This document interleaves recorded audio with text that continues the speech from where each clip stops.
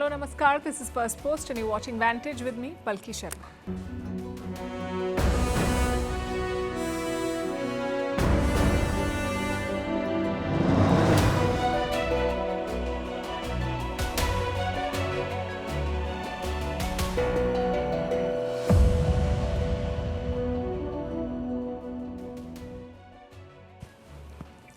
China is ending the year with a bang, quite literally. They've launched massive military drills around Taiwan. The Chinese army has surrounded Taiwan today. Warships, fighter jets and rocket forces have been deployed. China says this is a warning, both to Taiwan and its allies, and it comes with propaganda videos and new drills. So is Beijing preparing to attack Taiwan, and how is the world reacting to this? We'll discuss all of it tonight. Also on the show, in Bangladesh, the so-called student protesters exposed themselves in the run-up to the elections. They have joined hands with the Islamists. In the US, Donald Trump and Volodymyr Zelenskyy meet over the weekend to hammer out a peace deal, but an agreement still remains elusive. We'll tell you why. Israel has become the world's first country to recognize Somaliland as a sovereign state. Why does it matter? We'll discuss. How North Korea is ringing in the new year with a fresh round of missile launches. How Nepal has a new political alliance with a former rapper running to be the Prime Minister. How Iran has checked into the space race by launching 3 satellites with Russia's help. And why 2025 was a year of conflicts. All that and more coming up. The headlines first. Thailand accuses Cambodia of violating a newly signed ceasefire agreement. Bangkok says Phnom Penh flew more than 250 drones over its territory. Last Saturday, the Southeast Asian neighbors had agreed to a truce. It was reached after weeks of deadly border clashes. The violence killed more than 50 people and displaced nearly 1 million. Israeli Prime Minister Benjamin Netanyahu to meet Donald Trump later tonight. The US president wants to move to the next stage of his fragile Gaza peace plan. Netanyahu is expected to discuss Iran and call for more US strikes on the Islamic Republic. The two leaders will meet at Trump's Mar-a-Lago resort in Florida. 3 Turkish police officers killed in an operation against the Islamic State. Ankara says 6 terrorists were also eliminated in the fighting, which took place in the northwest of the country. Last week, Turkey had detained more than 100 suspected ISIS members. They were reportedly planning attacks during the year-end celebrations. Myanmar's pro-military party claims an overwhelming victory in the first phase of the polls. On Sunday, the country began voting in a phased month-long election, which the junta says will return power to the people. In 2021, the military took charge in Myanmar in a coup, triggering a civil war. And British boxer Anthony Joshua has been injured in a car crash in Nigeria. The accident took place when Joshua's SUV collided with a truck. While the boxer sustained minor injuries, 2 others were killed. Joshua is a former world heavyweight champion.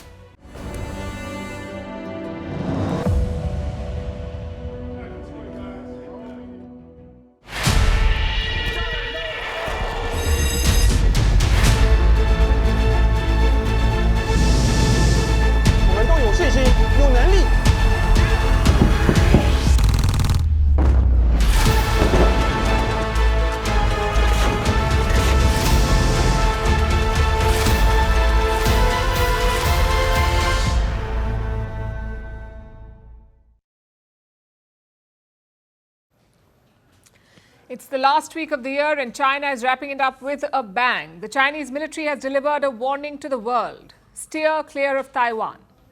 This morning, Beijing began a massive military drill. Chinese forces moved in from all sides, surrounded Taiwan and kicked off a live fire exercise. It was a dramatic show of force, complete with an AI-generated video. Take a look at this first.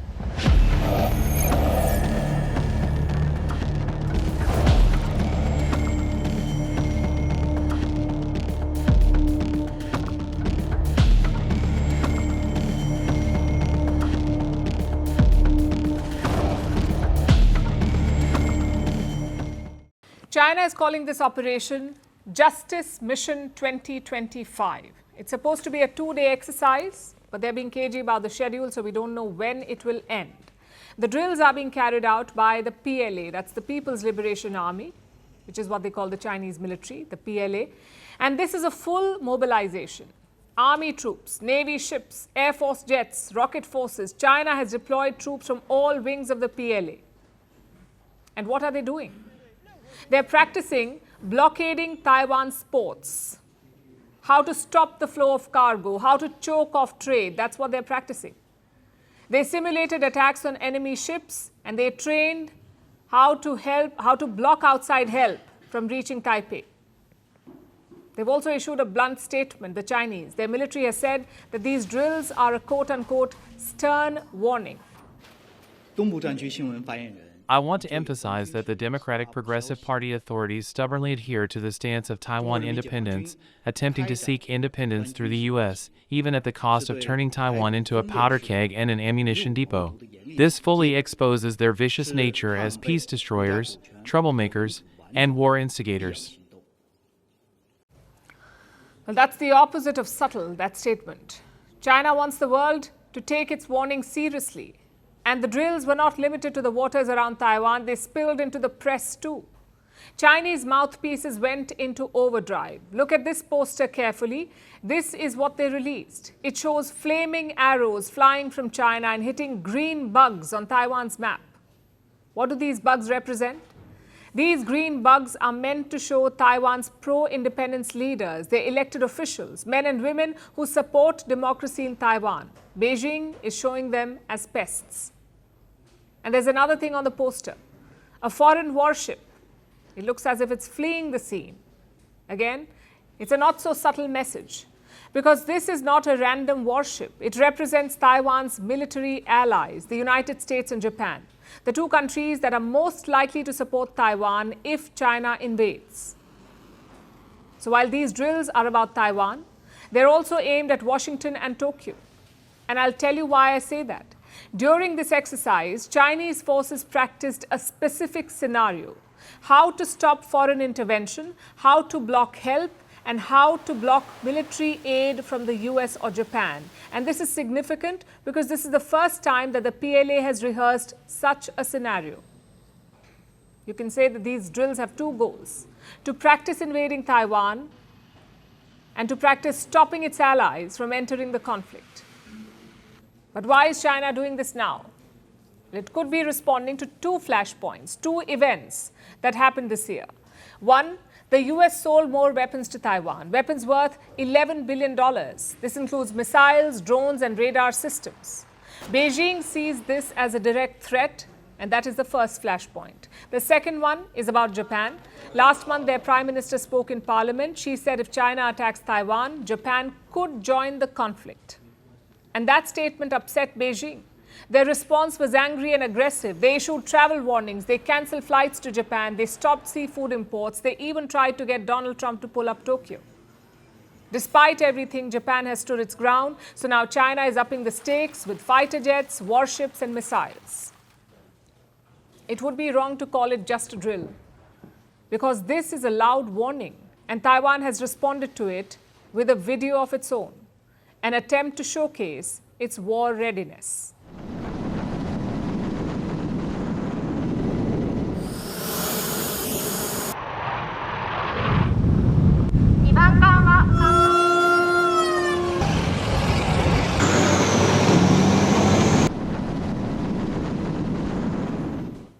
Does this mean that China is preparing for war? Well, as of today, it looks unlikely. Like I said, it's a warning, not a war bugle yet. Having said that, China's goals with respect to Taiwan remain unchanged.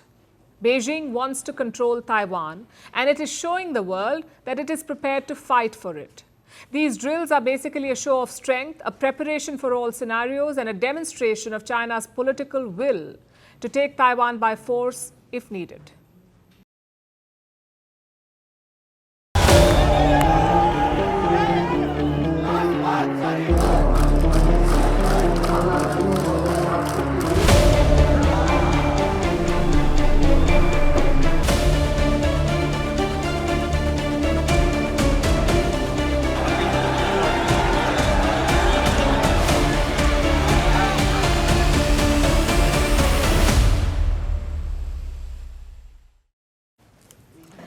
mask is finally off. No more pretending to be democracy lovers. No more fake claims of revolution. Bangladesh's so-called student leaders have been exposed.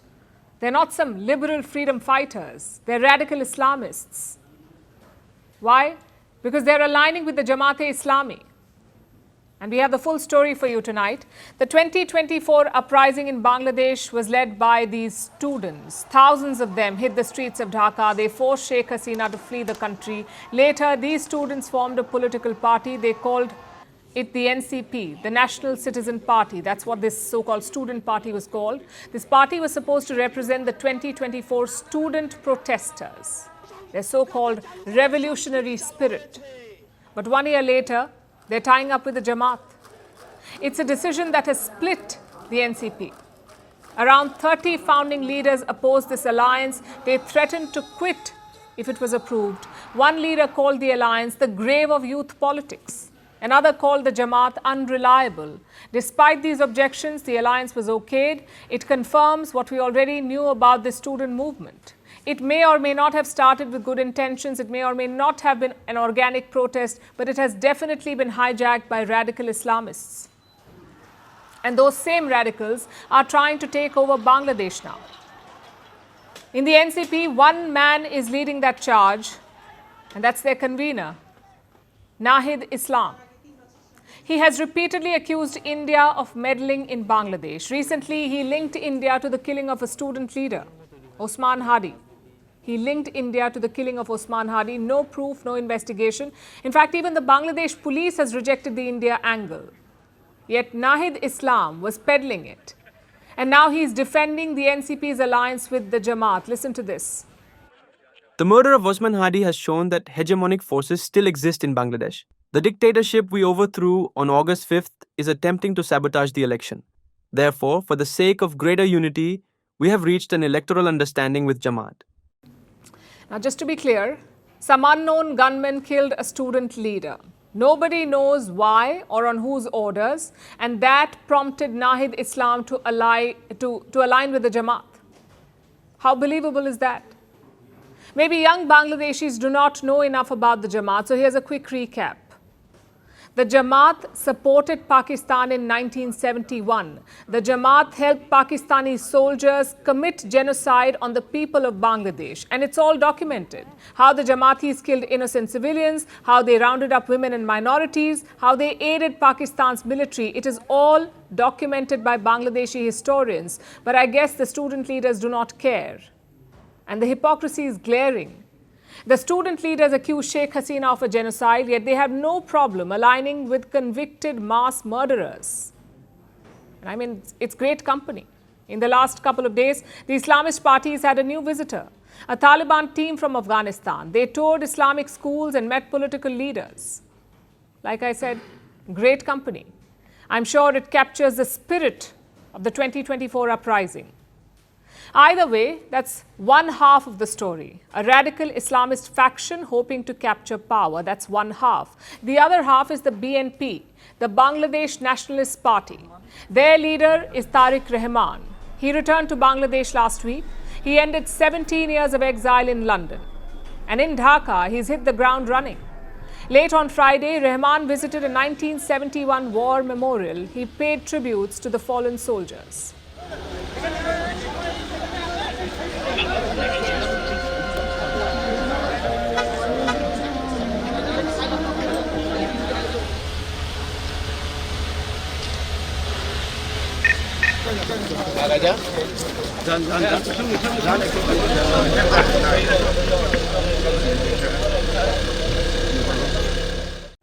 So the countdown is truly on. It's basically a battle for the soul of Bangladesh. The BNP is running a nationalist campaign. They're projecting Bangladeshi nationalism. Meanwhile, the Jamaat is projecting Islamist politics, an identity of religion over nation. And that is why they're quoting the Taliban too. And what about the interim regime? If irrelevance had a face, it would be Muhammad Yunus. He must be the lamest lame duck in history. But by design or not, he is helping the Islamist camp. He is driving up the anti-India rhetoric. On Sunday, the interim regime targeted New Delhi. They accused India of peddling misleading narratives. On what? On minorities in Bangladesh. And again, this is playing into the Jamaat's hand. The BNP is largely running a domestic campaign, but the students in the Jamaat want to make India a campaign issue, and Mohammed Yunus is obliging. These tensions will only heat up as the elections draw closer.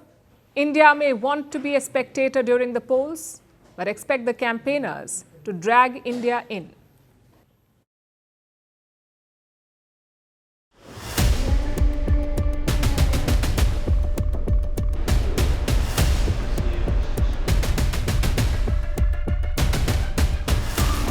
I would say not agreed, but we're getting closer to an agreement on that.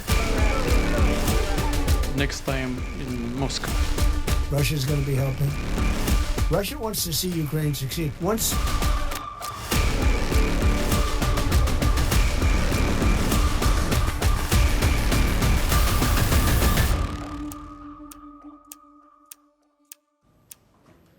Volodymyr Zelenskyy did not have an easy 2025. It was another year of war for the president of Ukraine. Russia's attacks escalated and the front lines remained frozen.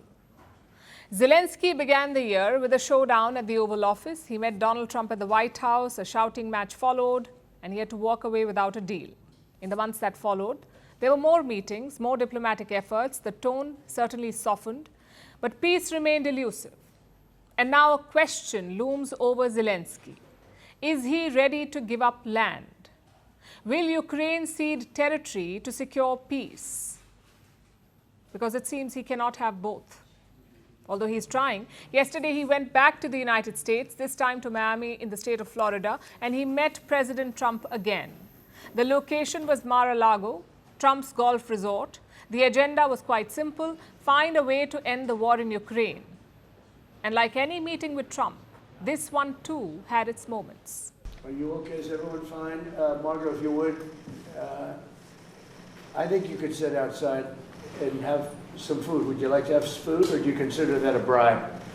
And therefore you cannot write honestly, or therefore you have to write a bad story? Okay, because if you'd like, would you like something to eat at this time? Yes or no? You can speak. Yes, sir. Yes? Okay. Thank you, sir. Margot, Yes, sir. take them outside, tell the chef, serve them a little lunch, okay? Thank you all. But right before the meeting, Trump had a surprise call. Guess who was on the other side? Russian President Vladimir Putin. And if this sounds familiar, it's because it has happened before. The last time Trump met Zelenskyy, he spoke to Putin right before that. Now, once could be a coincidence, but twice is a pattern. And what did they talk about? We don't know because the details are not out, but the intent, we can tell you, was quite clear. The call was designed to shape the Zelenskyy talks. I did. An agreement? I did. They're going to be helping. Russia's going to be helping. Russia wants to see Ukraine succeed. Once, it sounds a little strange, but I was explaining to the president, President Putin was very generous in his feeling toward Ukraine succeeding, including supplying energy, electricity, and other things at very low prices. You heard him. Trump says Russia wants Ukraine to succeed. Zelenskyy obviously has his doubts. Look at his face, and you can't blame him. Meanwhile, Trump remains confident that a peace deal is within reach. For a change, he does not have a deadline. Trump says this could go two ways. This could go two ways. Either the war goes on forever, or all sides agree to a deal and end it now. I must say that's a very deep analysis of the situation. Our meeting was excellent. We covered, somebody would say 95%. I don't know what percent, but we have made a lot of progress on ending that war, which is really certainly the most deadly war since World War II, probably the biggest war since World War II. And we discussed all the aspects of the peace framework, which includes, and we have great achievements, 20-point peace plan, 90% agreed, and U.S.-Ukraine security guarantees, 100% agreed. U.S.-Europe, Ukraine security guarantees, almost agreed. Military dimension, 100% agreed. Trump says 95% has been agreed on. Zelenskyy says 90%. He has asked for security guarantees for up to 50 years, 50. The US seems to have agreed to 15 years, 15. That's the gap. But by all accounts, most of the peace plan is good to go, except for two things. One is the future of the Zaporizhzhia nuclear plant. It's Europe's largest nuclear plant. It's the backbone of Ukraine's power grid, and right now it is in Russia's control. Moscow seized this nuclear plant in 2022, and since then it has been the site of heavy fighting. An initial proposal by Trump suggested a three-way control for the plant to be operated jointly by Ukraine, Russia, and the US. Kiev did not agree. It said Ukraine and the US could run the plant and share the energy output. So that's the first point to sort out. The second one is territory, and that arguably is the biggest one right now. Russia has captured nearly 20% of Ukraine. This includes Crimea and parts of the Donbas region in the east. Russia wouldn't want to give it up. So will Ukraine give up land to gain peace? That is the biggest question at this point. Zelenskyy refuses to make any formal concessions, but it's amply clear that he won't be able to recover the territory that he has lost. Ukraine has lost almost all of Luhansk, and 70% of Donetsk is under Russia. So almost all of Luhansk and 70% of Donetsk, that's what Russia controls. It is unlikely that Ukraine will win it back on the battlefield. It is even more unlikely that they will recover it on the talking table. But Zelenskyy does not want to be seen as the leader who gave away land. That would be a death knell in his political career. So he's stalling. He says only the people of Ukraine can decide this, whether or not to give up land. Only the people can decide, and for that, he wants a referendum. When we speak about referendum, we spoke that it's one of the key. We can have referendum on any kind of points of this plan. I said that we can use referendum like for the plan, or we cannot use referendum. It's one of the key. We can use, this possibility of parliament to vote according to the law or to have referendum. Will Russia ever agree to this? By the looks of it, the answer is no. Today, Vladimir Putin asked his generals to do two things. Take full control of Donbas and try to gain further control of Zaporizhzhia. The enemy's attempts to disrupt the developments of the situation in Kupiansk must be decisively stopped. I know that you are taking all the necessary measures for it. Of course, we must continue the advance along with Vostok Group to liberate Zaporizhzhia. So where does this go now? Talks will continue. The US and Ukrainian negotiators could meet again as early as next week, and Trump will also call Putin again, because unless Moscow is on board, any deal is meaningless.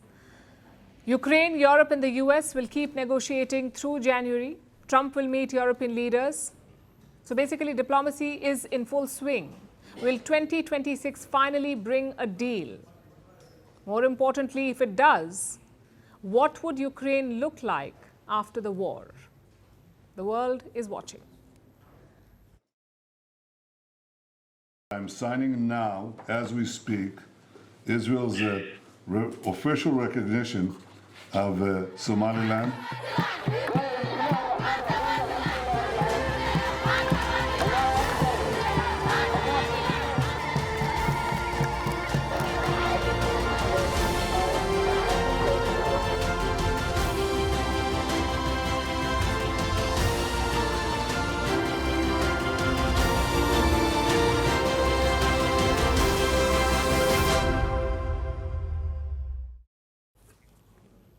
Our next story is from the Horn of Africa. It is a region located on the eastern edge of the continent, where Africa meets the Red Sea and the Indian Ocean.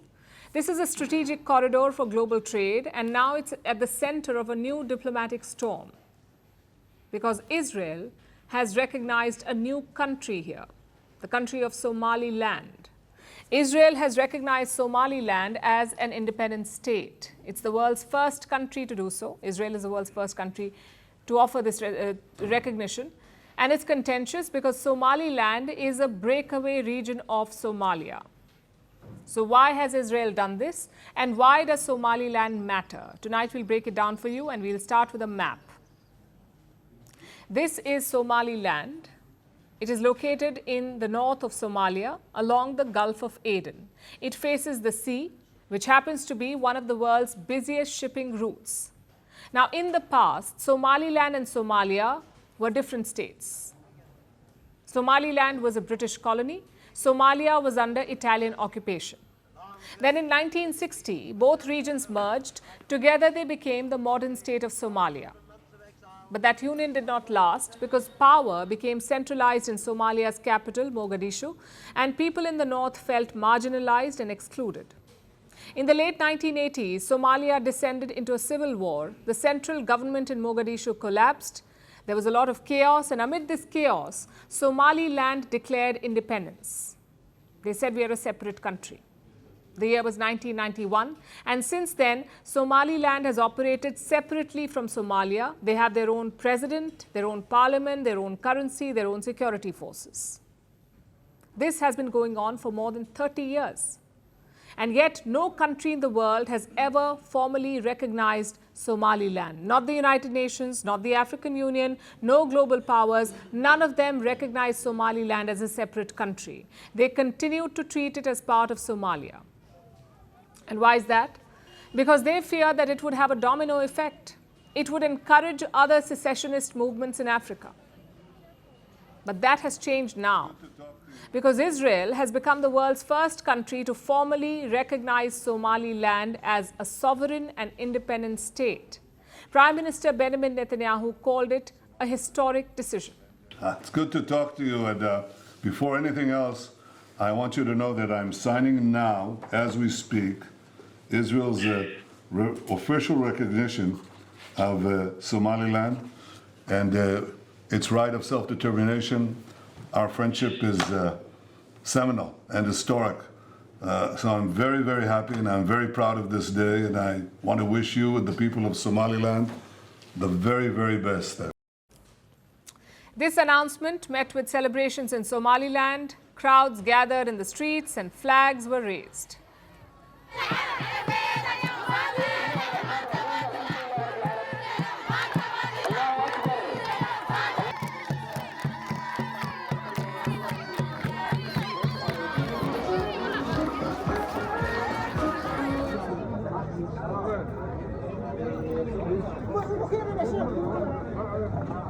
After more than 3 decades of peaceful self-governance, constitutional order, and democratic practice, Somaliland has received its first formal international recognition as a sovereign and independent state. This development affirms an objective reality that has long existed. Somaliland meets the legal, political, and institutional criteria of statehood under international law. Somaliland welcomed it, of course, and there was a strong backlash from Somalia. Somalia said Israel's move was a direct attack on its sovereignty and territorial integrity, and that it posed a security threat and a threat to the stability of the region. The move of Netanyahu will never be acceptable, and it is an offense, and also it is against the international laws. Somalia asserts and states in a loud voice that northern regions, namely Somaliland, are part of Somalia Republic. We utterly tell the world that case. And how has the rest of the world reacted? Well, the US is Israel's biggest ally. Their President Donald Trump has publicly questioned the move. Trump said, and I quote, "Does anyone even know what Somaliland is?" That's typical Trump for you. Meanwhile, China, the EU, the African Union, and several West Asian states have slammed Israel. Even some rebel groups and terrorist organizations have criticized the move. So why did Israel do it? For 2 reasons. One, geography. Like I said, Somaliland sits along a critical maritime route. A large share of global trade and energy supplies pass through these waters. Israel is looking for influence/leverage here. Reason number 2 is security. The Houthis in Yemen have been attacking ships in the Red Sea, and Israel has been fighting them. So having a partner along the Red Sea gives Israel a strategic edge. That's why Netanyahu did it. As for Somaliland, this recognition is a breakthrough. They've been lobbying the US and Ethiopia for it. They say they meet all the criteria of a functioning state. But for Somalia, this is a red line. It could open the door to further fragmentation, which is why this move has implications far beyond the Horn of Africa. Now the question is, will other countries follow Israel's lead, and will it deepen divisions? in a region that is already on edge.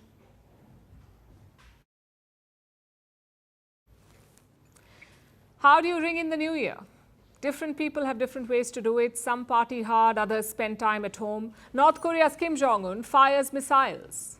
He's made it a ritual of sorts. Yesterday, North Korea fired 2 missiles. Pyongyang said these were long-range weapons. Kim called it, and I'm quoting, nuclear readiness test. Like I said, it's an annual affair, but this time there is more to the story. Just a few days ago, Kim Jong-un visited some weapons factories. He told their leaders to develop more missiles, build new plants, and ramp up production in a big way. Experts say this goes beyond North Korea's defense needs, and that Kim may be sending a signal to the US and South Korea, and also stocking up to help his ally, Russian President Putin. But what does this mean for the Korean Peninsula and the world? Here's a report.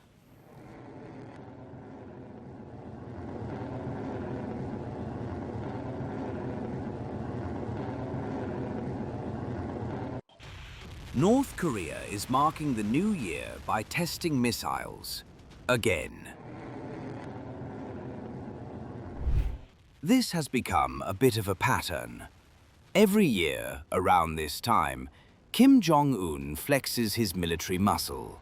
This time was no different. Yesterday, North Korea test-fired 2 long-range cruise missiles. The launch took place over the Yellow Sea. The goal, according to Kim Jong-un, was to check the reliability of their nuclear deterrent. In simple terms, to test how ready their nuclear system is and how quickly they can launch. The missiles were called strategic. That's a word North Korea often uses when it wants to link a missile to its nuclear program. So, was this just another test? Not quite, because this time Kim Jong-un made it clear he wants more. More tests, more missiles, and more factories to build them. Just days before this launch, Kim visited some of North Korea's biggest weapons factories. He didn't go alone. He took top officials with him. After the visit, North Korean media made an announcement. Kim had issued new orders: build more missiles, expand production, and construct new munitions plants. Basically, weapons are now the top priority for North Korea. But why? Why is North Korea making so many missiles?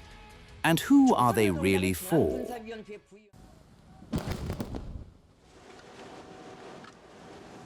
Experts believe there are 3 reasons. First, to send a message to the United States and South Korea. Both countries have military ties, and North Korea sees their exercises as threats. Second, to improve their own precision. Recent missile tests have aimed at better accuracy. Pyongyang isn't just launching for show, they're testing real war tactics.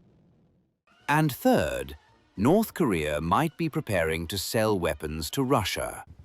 Pyongyang and Moscow have come closer during the Ukraine war.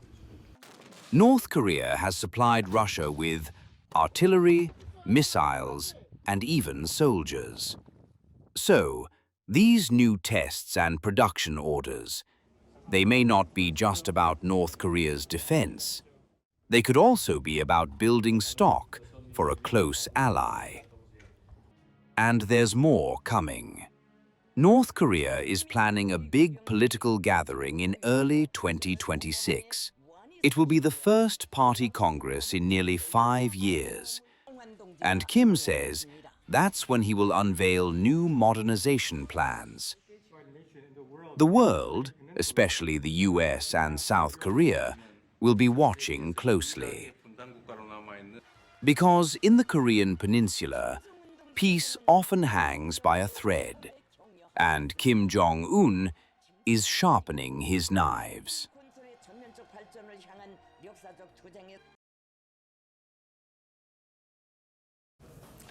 There's a new bug spreading in Islamabad. It's called honesty. Sudden and embarrassing honesty. Let me introduce the latest victim of this bug. Pakistan's Foreign Minister Ishaq Dar. He was holding a year-end press conference on Saturday. As expected, he spoke about the India-Pakistan clashes. Just one problem though. He was too honest in his narration.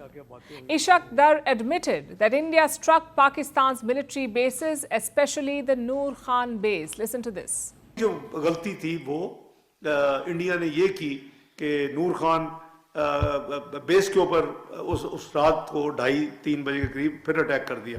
हमारा ये plan था कि सुबह फजर के करीब 4 बजे शुरू होगा, को 7:45 तक ये ख़त्म होगा. तो वो प्रोसेस जो ऑथोराइज था प्राइम मिनिस्टर साहब की तरफ से उस डिस्कशन, उस बैठक के बाद वो उसको इम्प्लीमेंट होना था. लेकिन ये एक सेकंड मेरे नज़दीक जो वो ड्रोन्स और मिसाइल्स फेंक रहे, ये उनकी सुपर गलती थी. A lot of you may not find this strange. After all, we saw what happened in the month of May. Indian missiles pierced through Pakistani defences. They slammed into multiple air bases. We also saw the satellite pictures of the aftermath. The damaged hangar at Jacobabad and Bholari. The destroyed vehicles at Noor Khan. The cratered runway at Rahim Yar Khan and Sargoda. The world saw all of it because all these strikes had visual confirmation. Then why is Ishaq Dar's comment so surprising? Because it's a deviation from Pakistani policy. You see, in Pakistan, the reality does not matter. The military creates its own alternate reality.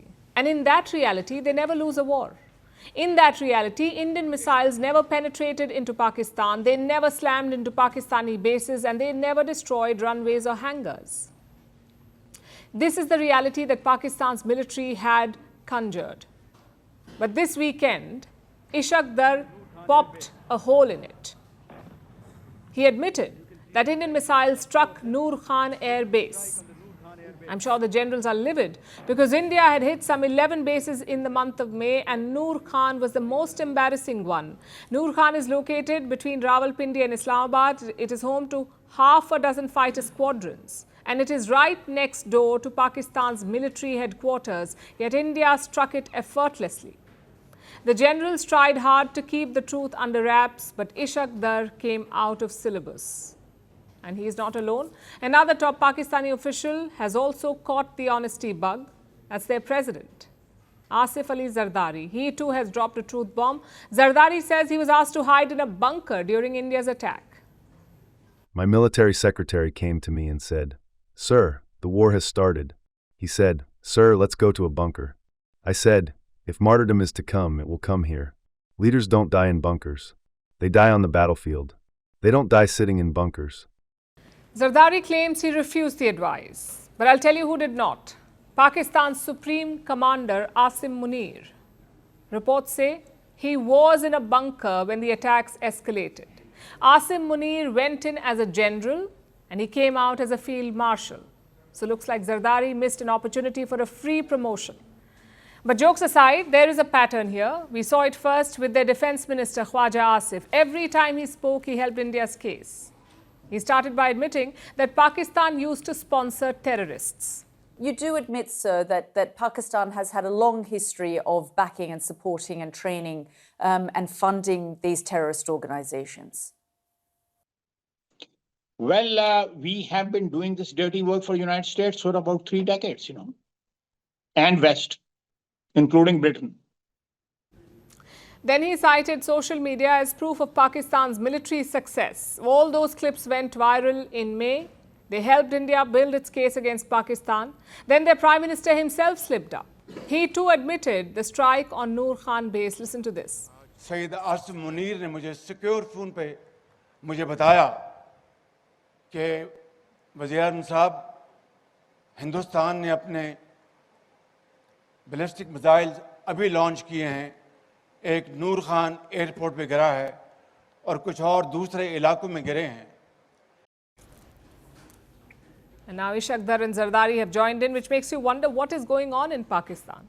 Although frankly, it's not all that surprising, because in normal countries, civilian leaders set the agenda and the narrative. They decide what the official position is and everyone else follows. Meaning, there are fewer chances of mistakes because you yourself set the policy. In Pakistan, it's the opposite. The leaders are actually the followers of the military. You won't hear soldiers veering from the official narrative, but you'll hear the politicians do it repeatedly. Well, this is what a so-called hybrid system gives you. An alternate reality with the occasional truth bomb.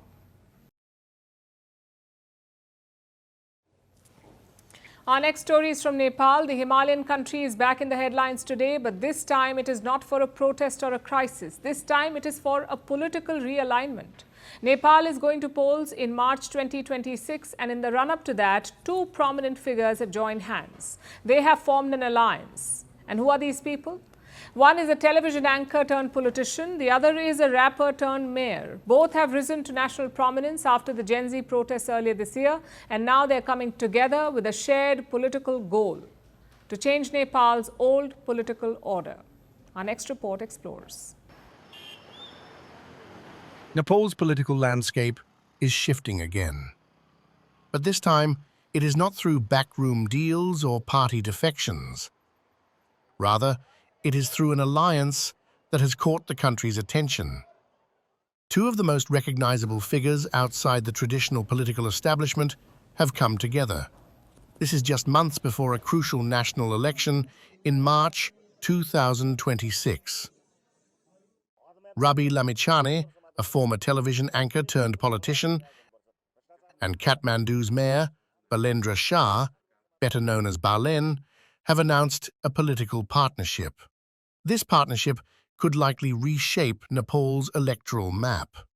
The alliance brings together two figures who rose not through party machinery, but through public frustration. Lamichhane leads the Rashtriya Swatantra Party, or RSP. He entered politics in 2022 on an anti-corruption platform and quickly built support among younger voters disillusioned with Nepal's long-dominant parties. Balen Shah, a rapper turned civic leader, his victory was widely seen as a rejection of traditional politics. Now, the two are joining forces. Under the agreement, Lamichhane will remain party chief, while Shah will be projected as the prime ministerial candidate if the alliance wins the election. This comes just months after massive political unrest across the country. In September, nationwide protests erupted after a brief government ban on social media platforms.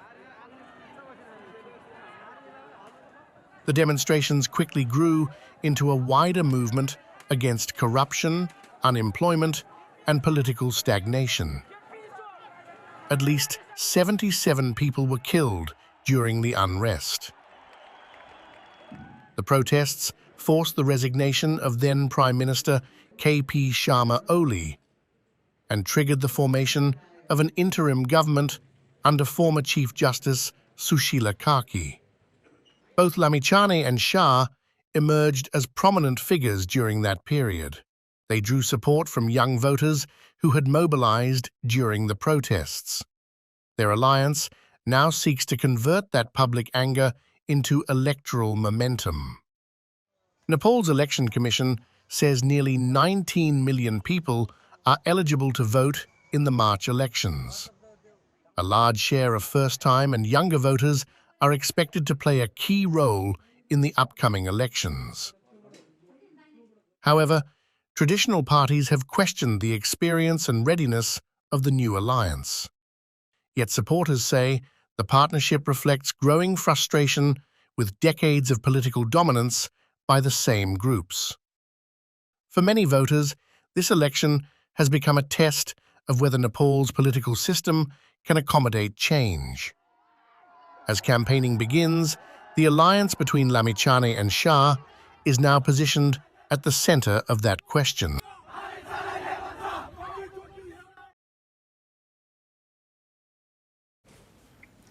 Imagine this. Someone breaks into your house, steals your jewels, your family heirlooms, and your history, They put all of it in a glass case and sell tickets to the world to see it. Then decades later, they offer it back, but on a loan, and that too for just 36 months. Sounds ridiculous, right? Welcome to the British Museum. They have a new loan program. The plan itself is very simple. You see, the British Museum is a house of loot. They have artifacts from several former colonies. Now they want to loan to those same countries for up to 3 years. Take the Vrindavani Vastra, for example. This is a 16th century silk tapestry. It shows scenes from Lord Krishna's life. It was created under the guidance of an Assamese saint reformer. It depicts Lord Krishna's many forms, his childhood and his divinity. Centuries ago, these pieces traveled north towards Tibet, and they were picked up by British explorers there. Eventually, they landed in the British Museum's walls, and now they're going back to Assam. The British Museum has signed an agreement with the government of Assam. These pieces will be on display in Assam. But here's the catch. This is not a return of the Vrindavani Vastra. This is just a loan. Then you have the Amravati marbles. It's a collection of over 120 ancient limestone sculptures and inscriptions. They are from the Amravati Stupa in India. They too are in the British Museum. There's also the gilded bronze statue of Tara. It is one of the rarest artifacts from Sri Lanka. And where is it currently? You guessed it right, the British Museum. I could go on and on. The Rosetta Stone from Egypt, the Elgin marbles from Greece, the Khmer antiquities from Cambodia, Thailand and Laos, the Benin bronzes from Nigeria, the golden crowns from Ethiopia, they're all in the British Museum. In 2024, last year, this museum had 6.5 million visitors, and it made over $1.2 billion from them. Think about that for a second. A huge slice of its popularity comes from artifacts that do not belong to Britain. It also tells you why they refuse to return the pieces. There's a lot of money there. So what explains the loan? Well, the loan is a PR strategy. And here's the argument that they hide behind. They cannot return the artifacts because the law prohibits it. That's what the British Museum says. They cite the British Museum Act of 1963. That's the law. It says the museum cannot permanently give away objects in its collection, even if those objects were taken from other countries. But here's the twist. The world is done with these excuses. Former colonies are demanding reparations. They're calling for a return of their art and heritage. So what does the British Museum do? They do not return. They do not apologize. They roll out a rebrand. The museum calls it sharing, a so-called positive collaboration with the world. They just want the negative headlines to go away. And do not get us wrong, loans are not a terrible idea. People do get to see their heritage shine in their homeland again. But the real issue is this. They're treating these loans as the final destination, not the first step. A loan, at the end of the day, is not a return. I know the British Museum loves acting like the world's lost and found counter, but you cannot loan what you never owned. You don't get a pat on the back for lending what was never yours to take. So at best, loans can be a starting point. Because it's nearly 2026 and the conversation has moved forward, it is time to stop loaning another country's heritage and start returning it.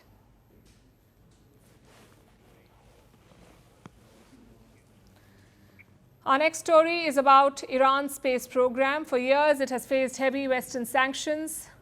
Despite those restrictions, Tehran has kept pushing ahead with its space ambitions. In the last 2 years, they've carried out at least 10 satellite launches. But why are we talking about this now? Because yesterday, Iran launched 3 more satellites into space. They were sent into orbit using a Russian rocket. The mission is being seen as a major step for Iran's space program. It is also a sign of deepening cooperation between Iran and Russia. Tehran says the satellites will be used for civilian purposes. The West, of course, is skeptical. It argues that the same technology used to put satellites into orbit can also be used for military purposes. So what exactly did Iran launch, and why does this latest launch, what does it tell us about Tehran's ambitions? Here's a report. Iran's space program is back in the spotlight, not because of a rocket failure or a test gone wrong, but because Tehran has managed to put satellites into orbit despite years of sanctions and pressure. On Sunday, 3 Iranian-built satellites were launched into space aboard a Russian Soyuz rocket.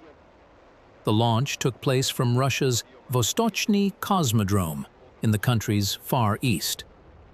They include 3 satellites all developed inside Iran.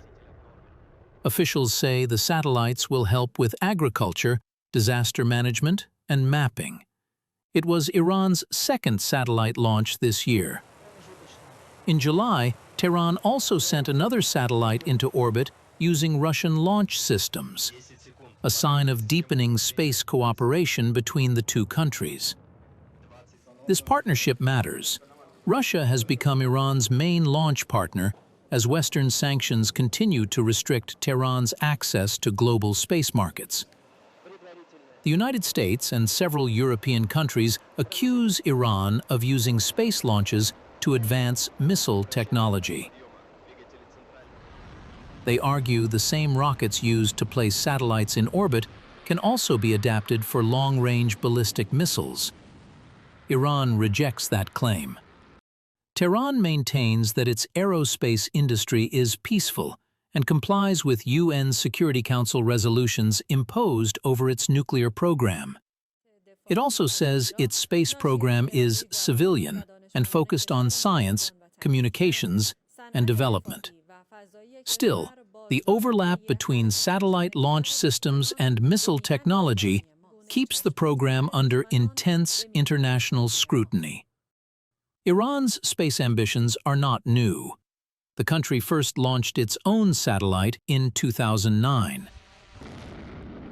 Since then, it has steadily expanded its capabilities. In recent years, it has also invested in domestic launch sites and space infrastructure. Officials say the goal is self-sufficiency, from satellite design to launch and data processing. For Tehran, the message is clear. Space is not just about science. It is about technological independence, national pride, and strategic presence. But for Western governments, each launch is closely watched. It is a reminder of how civilian and military technologies can overlap. As Iran pushes forward with its space ambitions, one thing is clear. Every launch now carries both scientific significance and geopolitical weight.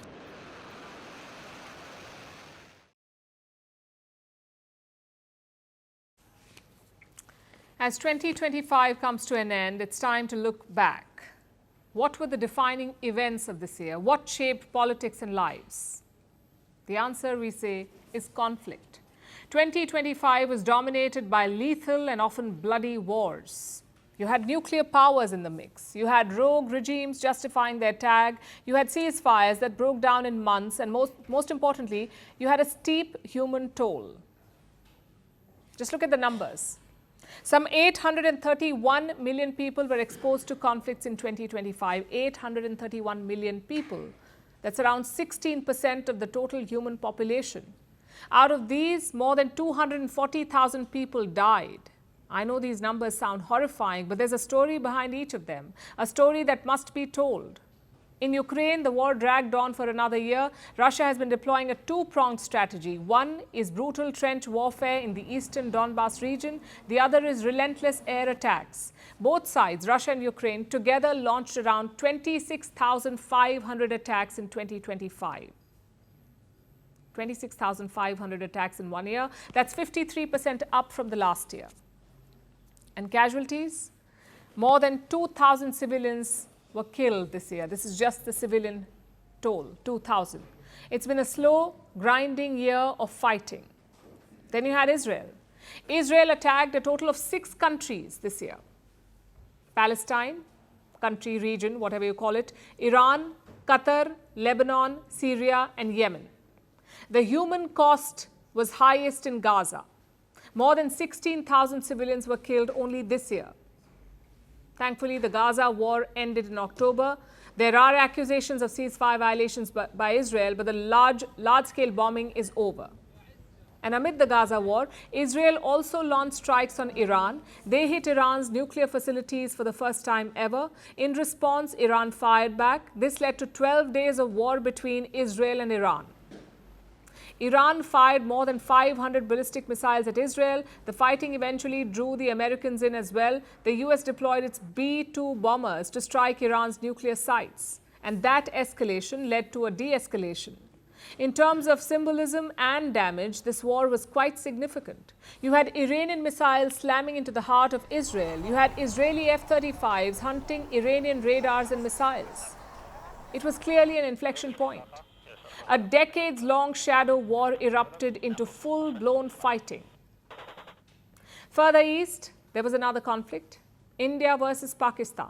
Pakistan sponsored a terror attack in Kashmir's Pahalgam. They killed 26 innocent civilians. In response, India carried out airstrikes on Pakistani terrorist hubs. What followed was 4 days of tensions. Pakistan sent in drone swarms to harass Indian defenses.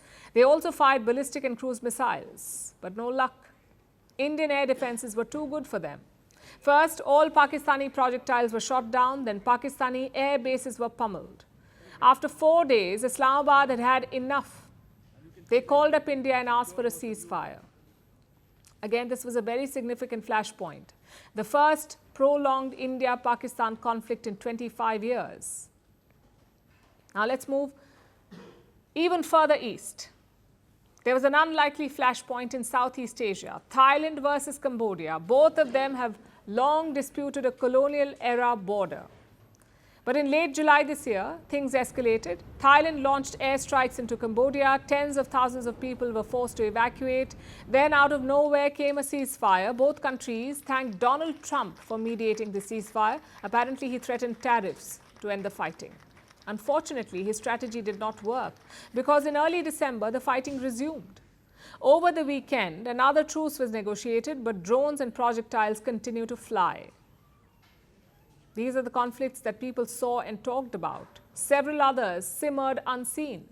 The Sudan has been trapped in a civil war for 2 years. DR Congo has been fighting Rwandan rebels for 5 years. And Afghanistan was battered by Pakistani strikes.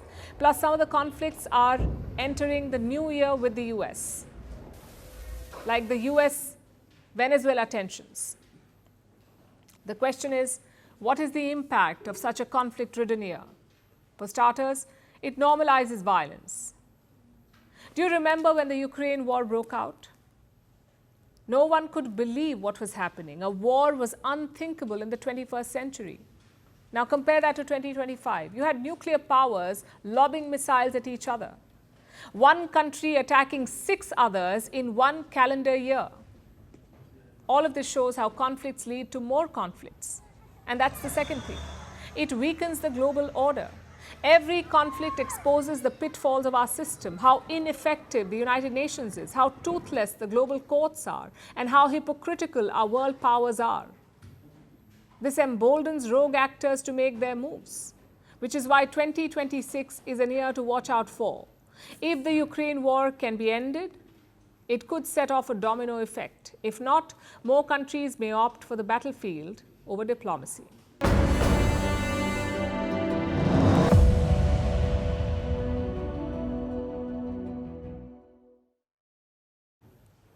They say all that glitters is gold, but right now the only thing glittering is silver.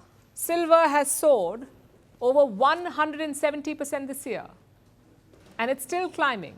The white metal has now become the 3rd most valuable asset in the world. The rally has been driven by a combination of factors, from industrial usage to demand for safe haven.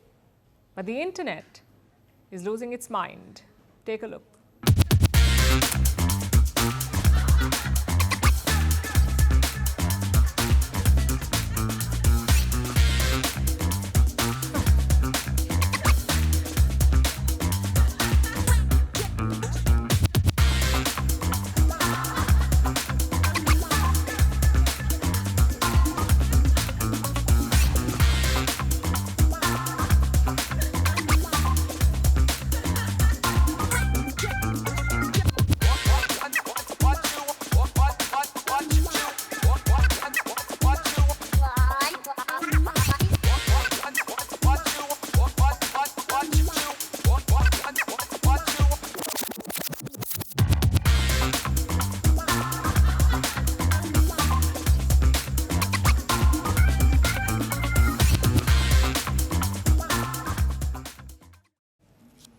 And now it's time for Vantage Shots, images that tell the story.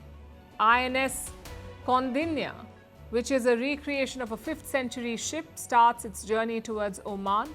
President Draupadi Murmu undertook a sortie on board INS Vagshir. And Bavarians dress up as devils and witches for a festival rooted in German folklore. Finally, we are taking you back in history. On this day in 1940, London witnessed its most devastating air raid during World War II. German aircraft dropped thousands of bombs on London's city centre. This raid caused the second Great Fire of London. Thousands of houses were engulfed in flames. We are leaving you on that note. Thank you for watching. We'll see you tomorrow.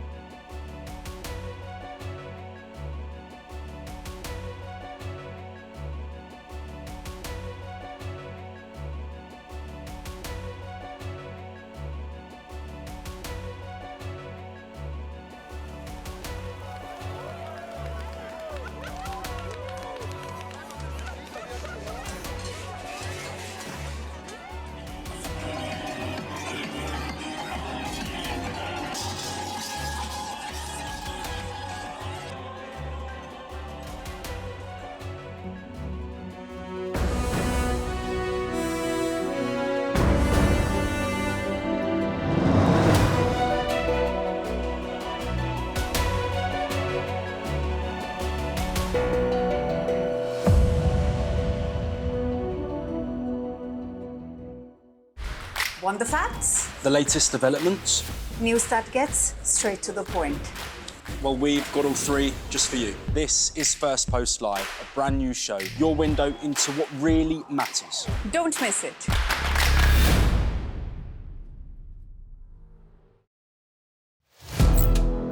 Firstpost now available in 9 languages on YouTube. English, Stands at $36 trillion. French, Le FMI, comme German, Geschäftsführenden Direktor, Hindi, $30 trillion ka karj mo. Indonesian, Pemerintah tanpa pemeriksaan. Italian, Sekali radikali. Japanese, Yon todo do idioma. Portuguese, Por causa do próprio balanço patrimonial. Spanish. Beautiful bill. Go to Settings, click on Audio Track and select a language of your choice. Be the first to know what's happening around you in your first language. Firstpost.